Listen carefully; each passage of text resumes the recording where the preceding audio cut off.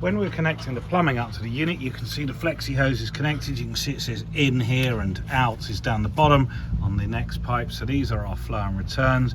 So in this case, these flexi hoses underneath these here. A couple of little things to note. Notice at the back there that pipework isn't insulated, so that needs to be done.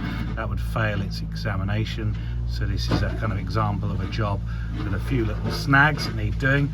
Our shutter valves typically would be stuck on the back here if you want them, and also the freeze up valves that we mentioned earlier would go on here pointing downwards to dump the water onto the ground in case of freezing up.